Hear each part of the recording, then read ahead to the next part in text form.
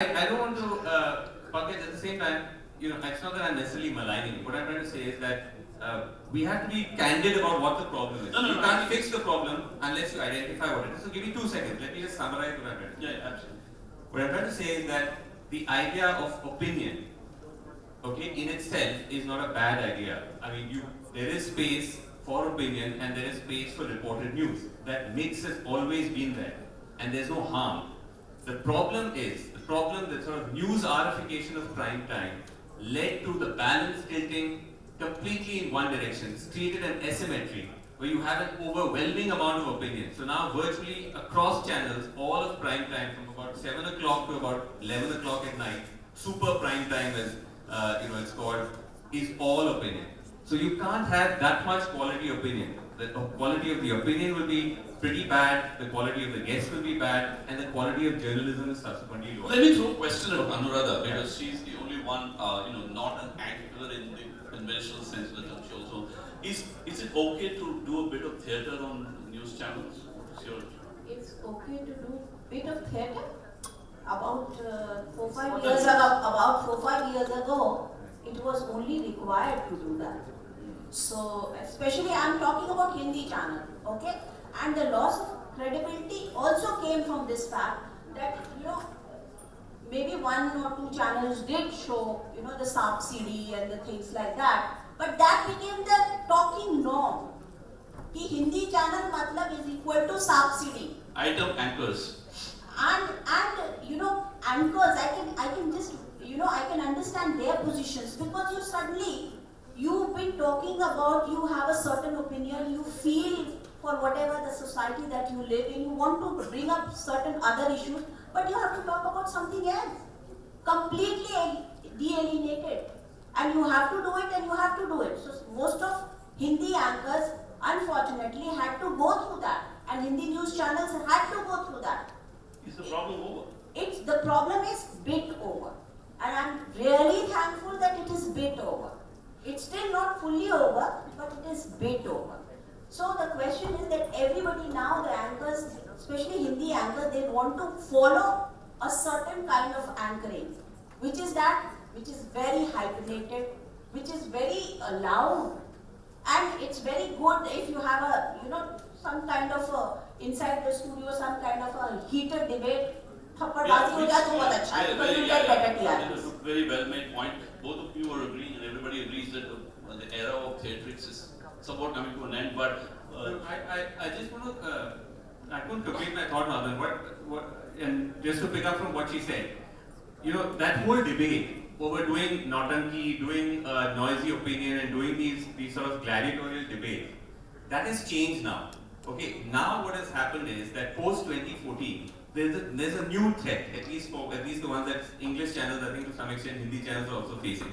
That now you have this kind of completely politically compromised reporting and anchoring. Okay, we'll come to that, because I'm sorry, but we'll have to be a bit structured in this. Okay, it's a very important point you're raising, which is why I want to reserve it a little bit later. Okay. The important point to remember is that we also have Ravish Kumar, who's created another genre of something just a lot of people think is an antidote to the Arnab style, which has its own sense of theatrics, but exercises a sense of irony in the whole thing. But the important question that I'm running into these days, let's go back to Arnab and the problem of Arnab is not just theatrics, let's face it. He's a good old friend, and I can tell you there are 2 very important things he's raised. One is this whole combative journalism in the public interest, which is what his own self-image or positioning is. The other question is nationalism. And I like to throw Pankaj this question. Is it necessary for journalists to be fierce nationalists to prove that they're credible? Is there some hidden CD criteria that's creeping into the market? I thought journalists were supposed to be thinkers above all this narrow divides.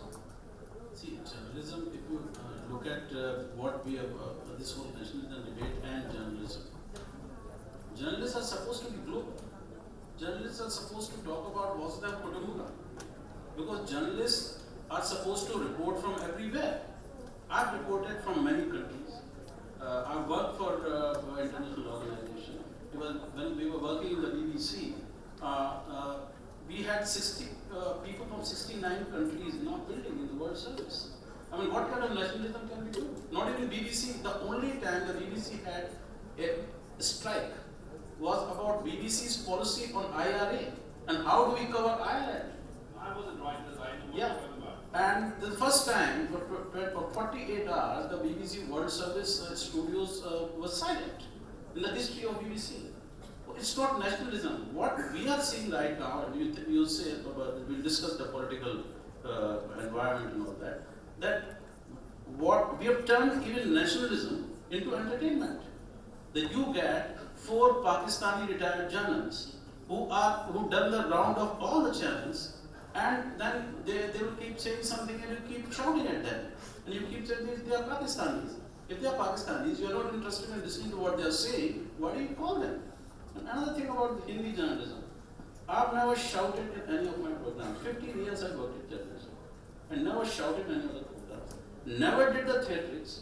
And my marketing team used to come and tell me that so-and-so company wants to do a program. Some of which we did, not paid programs, but sponsored programs because of credibility. I'm starting a new venture because of my credibility, because people came to me and told me that we'll put money on you. And keep the way. When we started hiring people, believe you me, everyone came. There were young people from IMC, there were old colleagues, my age, who wanted to join me, and they said, we want to join you because you are credible. And you will run some credible organization. It sells. Credibility sells. I think it does, but the only issue is, Pankaj, that you were not there present. You were on the other side of the table from 2011 onwards, because you went and joined the PMO. You were not at the thick of from 2011 to 2014. You were not there when journalists were called news traders. You were not at that point of time. So you were on the other side. Maybe people came before the so-called all that issues that happened, before the you know. Srinivasan ने जो सवाल उठाया है और फिर बाद में माधव ने कहा, मुझे लगता है कि सबसे बड़ा जो क्राइसिस है क्रेडिबिलिटी का वो यही है। कोई भी ऐसा जर्नलिस्ट, हम सोशल बीइंग हैं और हमारे पास अधिकार है ओपिनियन रखने का। मेरी राय कुछ भी हो सकती है, मेरा किसी के साथ नज़दीकी रिश्ता हो सकता है, किसी से मेरा लगाव हो सकता है, लेकिन जब मैं अपने पेशे में हूँ, अपने प्रोफेशन में हूँ, उस समय अगर मैं अपना न्यूज़ कर रहा हूँ तो वो सिर्फ जर्नलिस्ट के नाते होना चाहिए। संकट अब यहाँ आ गया है कि जर्नलिस्ट जब स्पोक्स पर्सन बन जाएगा, स्टूडियो पार्टी दफ्तर बन जाएगा, तो फिर आपकी क्रेडिबिलिटी सवालों के घेरे में रहेगी। आज की तारीख में सबसे बड़ा संकट मुझे लगता है कि न्यूज़ के लिहाज से, जर्नलिस्ट के लिहाज से ये बड़ा है और इसको समझना जरूरी है। Yeah, it's summed up very well. There are 2 critical points, Srinivasan, I wanted you to take up. One is this whole business of the anchor as some kind of a closet spokesperson of a party or a certain worldview. The other is the depth of news itself. You know, news, is it because people are getting news on the web and on the mobile that they only want opinion and banter and accusations? I mean, No, just on that last point, no, I don't think news is dead. I think news is alive, because ironically we're having this debate at an award ceremony. So very shortly, you will find a whole host of our own fraternity being awarded, hopefully for doing good journalism. So I don't think news is dead at all. But I completely agree with Rana that this is the problem I was trying to flag, that we've always had partisan journalism. Okay, that's not new. People have had their biases, some have done a better job of concealing it, others have not. But it has never been to this extent. It has never been the case where news channels and anchors have become spokespersons for the government, have become megaphones for the government, have become Rottweilers who defend the government against other journalists.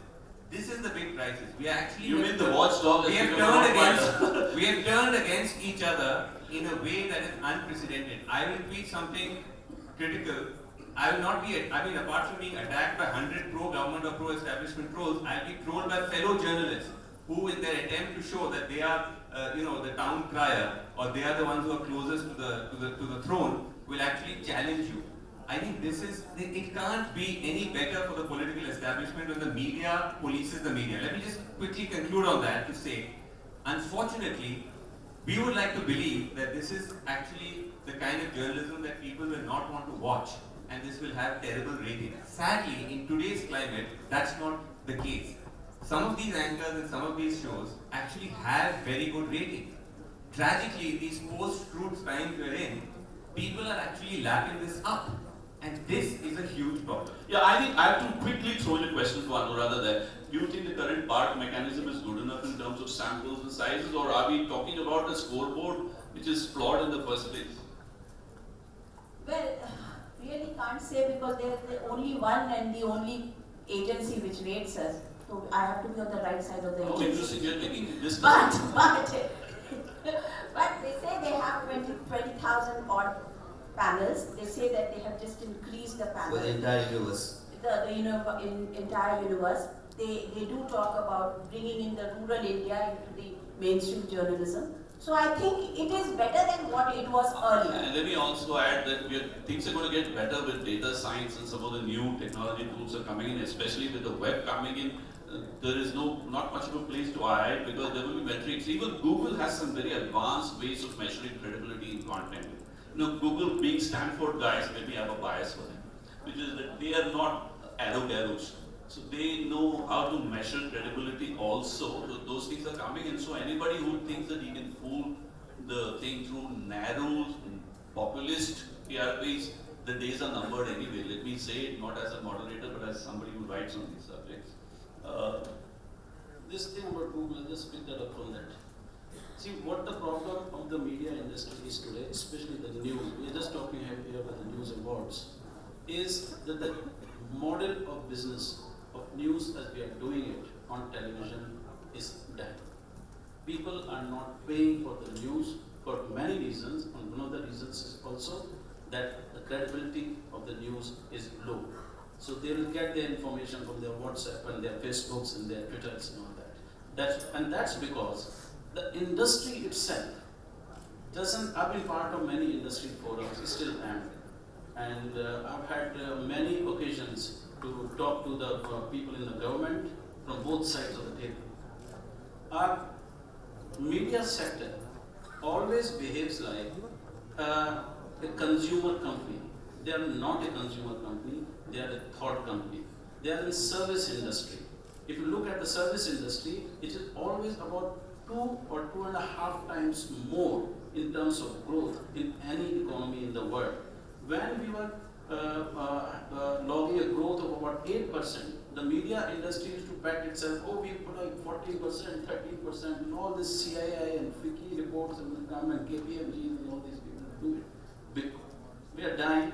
The media industry is dying because we are not investing in innovation. I've been interviewing technicians. None of the technicians, camera people, studio technicians, they are so moribund and no one is invested in upgrading their skills. They don't even know what RDMP is. And this new game which is coming on digital is going to change all that. I mean, this is a warning to all the people in television industry news that the rug is going to be pulled out from under your feet.